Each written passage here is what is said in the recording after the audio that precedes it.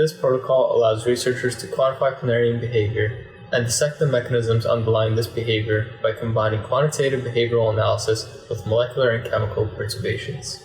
This technique is easily accessible to all skill levels as it does not require advanced instruments or specialized software to get quantitative behavioral readouts of free-moving planarians. Scrunching can be used to study nociception in planarians and serves as a sensitive endpoint to assay disrupted nervous system function caused by xenobiotics and disease.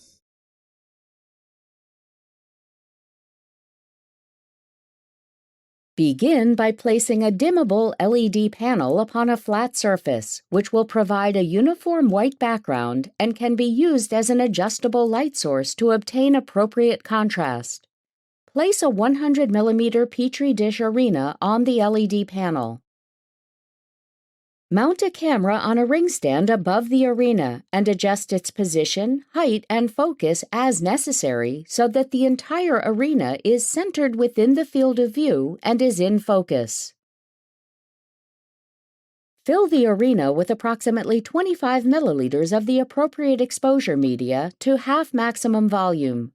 Turn on the LED panel and turn off any other light sources that may negatively affect recording quality.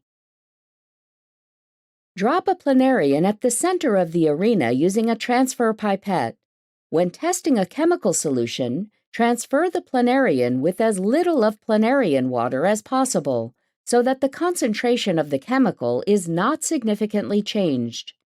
Begin recording data as image sequences in a native Fiji format.